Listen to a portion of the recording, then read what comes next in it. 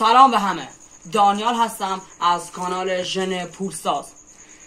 من چند تا سوال دارم که مطمئنم داخل ذهن شما هم هست.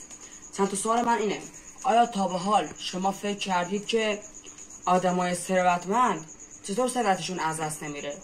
اونا چطور این ثروت رو به دست آوردن و اصلا چطور نگهش میدارن؟ چطور بیشترش میکنن؟ من هم این سوالها رو مدتی بود که در ذهنم بود. تصمیم گرفتم بیام جلوی دوربین و تمام اینها رو با شما برملا کنم و در راه این مسیر من میام تمام راههای آموزشی بررسی میکنم و تمام نکاتش رو یاد میگیرم، به زبان ساده به شما میگم. اما سوال اصلی ما این نیست. سوال اصلی ما اینه که افرادی مثل من و افرادی مثل شما میتونن که در این سن، مثلا از سن 13 تا 25 سال میتونن به درآمد زیاد برسن و ثروتمند بشن. داخل این راه همراه من باشید تا ما هم یاد بگیریم. خب به نظرم که من تقریبا تمام اهداف کانال ژن پولساز رو به شما گفتم.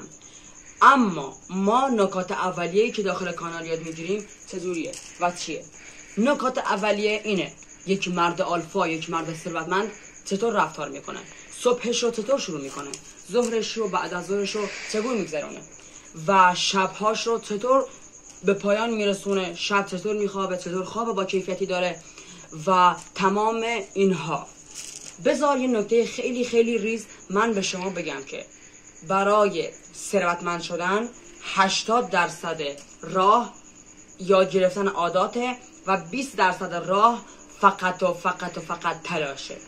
ما همونطور که 80%ش عاداته، ما باید عادت هامون رو درست کنیم که چه ساعتی بخوابیم، چه ساعتی بیدار بشیم، چه کارهایی در طول روز انجام بدیم، صبحمون رو چطور شروع کنیم، با خانواده چطور رفتار کنیم، شب چطور بخوابیم، بعد از ظهر رو چطور بگذرونیم و با دوستانمون چطور رفتار کنیم. و یه نکته بسیار بسیار مهم هم که هست اینه که ما باید با چه افرادی در ارتباط باشیم و با چه افرادی باید قطع ارتباط کنیم. داخل این کانال ما تمام این چیزها رو یاد میگیریم. اما این یه حرف از طرف من به تو دوست من. این حرف من و افراد ثروتمند نیست که بخوام داخل کانال بذارمش. این یه سفر مشترک بین ماست که ببینیم در طول سالهای آینده با هم میتونیم به موفقیت کلان برسیم یا نه. ما داخل این کانال فقط پول رو به اشتراک نمیذاریم، ما دوستی و صمیمیت رو هم به اشتراک میذاریم. ما میخوایم اینجا یاد بگیریم که چطور به ثروت برسیم و این رو توجه کنید بهش که ثروتمند پولدار بودن نیست.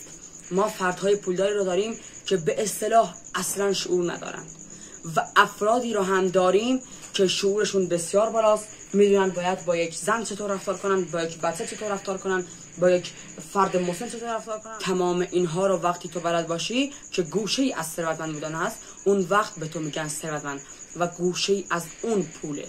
پول تمام ثروتمند بودن نیست و ما اینجا تلاش میکنیم برای ثروتمند شدن، نه فقط پولدار شدن. تو هم اگر نظری داری برای من داخل کامنت ها بنویسش و برای دریافت پاسخت حتما من رو سابسکرایب کن و زنگوله رو فعال کن. بسیار ممنونم از تو دوست من. داخل این راه کنار من باش و کنار تمام کسای دیگه که داخل کانالن. خیلی ممنون. موفق باشی و پولدار.